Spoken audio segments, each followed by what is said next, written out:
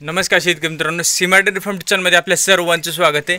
मित्रांनो, आपण बघू शकतो की सध्याच्या घडीला दूध व्यवसाय हा सर्वात चांगला व्यवसाय आपल्या शेतकऱ्यांसाठी समजला जातो। कारण दूध व्यवसायातूनच आपल्याला चार पैसे उरायला लागतात। कारण शेती ही बेभरवशाची झालेली आहे। कारण पाण्याचं कमी प्रमाण, यामुळं आपल्या पिकांची होणारी नासाडी किंवा आपल्याला घेता येणारं प्रत्येक पीक हे पाण्याअभावी जाते। त्यामुळं दूध व्यवसाय हा असा व्यवसाय आहे की याच्यातून आपल्याला एक चांगल्या प्रकारचं उत्पन्न मिळू शकतं।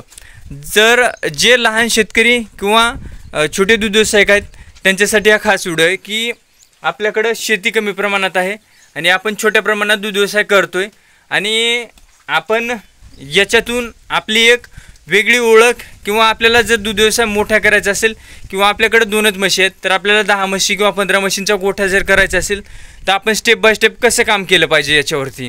कारण याला भांडवल जास्त प्रमाणात लागू शकतो। आता सध्याच्या घडीला बघू शकतो की जनावर किती महाग झालेले आहेत, म्हणजे लाख रुपयांच्या वरती हे लहान शेतकऱ्याला परवडणारे नाही आहेत। कारण लाख रुपये लहान शेतकऱ्याकडं एकदम जमा होणारे नाही आहेत हे भांडवल। त्यामुळं लहान शेतकऱ्यांनी कोणत्या प्रकारे गोठा वाढवला पाहिजे, कशा प्रकारे गोठ्याची बांधणी केली पाहिजे हे आज आपण बघणार की लहान शेतकऱ्यांनी होईल तेवढं आपल्या घरच्या जनावरांवरती लक्ष दिलं पाहिजे। आपली जी काही जनावरे आहेत, आपली जी गावरान जनावरे असतील किंवा एखाद्या ब्रीडचं जनावर असो, कोणतं पण असो, याच्यावरती काम केलं पाहिजे। काम म्हणजे नेमकं काय की जी आपली जनावरे आहेत त्यांच्यावरती काम केलं पाहिजे, ब्रीडिंगवर। ब्रीड नेमका आपला आहे कोणता आणि आपल्याला त्याला नेमकं सुधारायचे कसं। जे छोटे शेतकरी आहेत त्यांच्यासाठी हा चांगला व्हिडिओ आहे। कारण बघू शकतो की आपल्याकडे आज जर समजा ही पुढं बघू शकता, ही म्हैस आपल्याकडे आहे। ही जवळपास दिवसाला 10 लिटर दूध देणारी म्हैस आपल्या गोठ्यामध्ये आहे आणि आपल्याकडे जनावरं फक्त 2च जनावर आहेत आणि ते पण 2 म्हशीच आहेत। तर ही एक त्यातली एक म्हैस आपल्याकडे 10 लिटर दूध देणारी दिवसाला। तर हिच्यावरती आपण चांगलं सिमेंट भरवलं पाहिजे, जे की वळूचं रेकॉर्ड जवळपास 12 लिटर 14 लिटर असणाऱ्या वळूचं सिमेंट जर आपण हिला भरलं तर हिच्यापासून जी होणारी पैदास आहे ती 12 लिटर प्लसची होऊ शकते गोठ्यावरती। मग त्यासाठी आपण सिमेंटवरती काम करा। आपला गोठा 2-4 वर्षात 100% पुढे जाईल।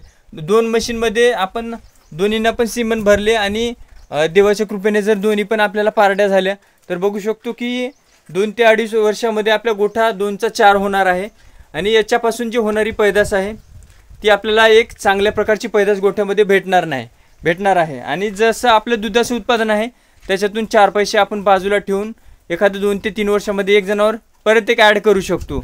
असा कालांतराने आपला गोठा वाढवला पाहिजे आणि आपल्याला जी भांडवलाची समस्या आहे ती अशा प्रकारे मिटू शकते। कारण मी पण गोठा व्यवस्थापन करत असताना याच प्रकारे गोठ्याचं वाढ केलेली आहे। आता ही पुढे जे म्हशी बघू शकतो, हे दोन्ही पण म्हशी जवळपास लाखभर रुपयाच्या वरती म्हशी आपण खरेदी केलेल्या आहेत। कारण सुरुवातीला आपल्याला खरेदी करण्यासाठी मशीनसाठी भांडवल नव्हतं, त्यामुळं आपण घरच्या या गावरान मशीनवरती काम करत गेलो। त्यांच्यातून जो नफा झालेला आहे ती थोडा बाजूला टाकून याच्यातून आपण या 2 म्हशी ब्रीडच्या म्हशी गोठ्यावरती थोडं पैसे बाजूला टाकून आपण या 2 म्हशी गोठ्यावरती खरेदी केल्यात। आता या दोन्ही पण म्हशी 6-6 लिटर एका टायमाला दूध देणाऱ्या, म्हणजे दिवसाला 12 लिटर दूध देणाऱ्या या म्हशी आहेत आणि यापासून आपल्याला चांगलं ब्रीड भरून याच्यावरती आपल्याला आणखीन पुढं काम करायचं आहे। गोठा हा एका दिवसात मोठा होऊ शकत नाही, त्यासाठी वेळ द्यावा लागतो, संयम द्यावा लागतो। आणि आपल्याकडं चाऱ्याची कमतरता असेल तर आपण वाळली वैरण स्टॉक करून ठेवू शकतो। कारण शेती कमी असल्यामुळं आपल्याला कमी खर्चामध्ये उपलब्ध होणाऱ्या चाराकडे लक्ष दिलं पाहिजे। असं नाही आहे की माझ्याकडे शेती कमी आहे आणि मी दूध व्यवसाय आता बंद करणार नाही, ही मानसिकता पूर्णपणे चुकीची आहे। आपल्याला काही करायचं असेल तर आपल्याला मार्ग सापडतोच, फक्त आपली इच्छा पाहिजे। आपण वाळली वैरण गोठ्यावरती स्टॉक करून ठेवू शकता कमी खर्चामध्ये आणि यावरती आपण उन्हाळ्याचं किंवा पावसाळ्याचं नियोजन आरामशीर किंवा पद्धतशीर करू शकतो। आणि जर आपल्याला गोठा जर सक्सेस करायचा असेल तर मॅनेजमेंट खूप महत्त्वाचं आहे। गोठ्याचं वेळ दिला पाहिजे आणि भांडवलाच्या कमतरतेमुळं जे गोठा आपला रुकलेला असेल तो पुढे जाऊ शकतो 2 ते 4 वर्षामध्ये। फक्त संयम ठेवला पाहिजे शेतकरी मित्रांनी। आणि जो आपला दुधातून होणारा जो नफा आहे त्यातून थोडेफार पैसे बाजूला टाकून पण आपण एखादी म्हैस दरवर्षी ॲड करू शकतो। ही पण एक चांगली टेक्निक आहे। दरवर्षी जो होणारा नफा असो, शेणखत विक्रीतून असो किंवा दूध विक्रीतून असो, यातून एक दरवर्षी जनावर गोठ्यावरती खरेदीच केलं पाहिजे। त्यामुळं आपला गोठा पुढे जाऊ शकतो. असं नाही आहे की फक्त दुधाचा पैसा फक्त घरीच वापरला पाहिजे. दुधाचा पैसा हा गोठ्यावरती पण वापरला पाहिजे. आणि हळूहळू आपल्याकडे गोठा नसेल सुरुवातीला तर आपण एखाद्या झाडाखाली किंवा कुठं पण जनावरे बांधू शकतो. आणि जेव्हा आपल्याकडं भांडवलाची म्हणजे आपल्या जनावरांपासून जे मिळणारं दूध आहे त्यातून जो मिळणारा नफा आहे, घर खर्च भागून जो उरणारा नफा आहे त्यातून आपला गोठा आपण उभारू शकतो. असं नाही आहे की आपण व्याजाने पैसा काढून गोठा उभारावा आणि त्यात जर नुकसान झालं तर हे आपल्याला परवडणारं नाही आहे. त्यासाठी होणाऱ्या नफ्यातूनच आपण आपला गोठा उभारला पाहिजे. हळूहळू स्टेप बाय स्टेप गोठ्यावरती काम केलं पाहिजे.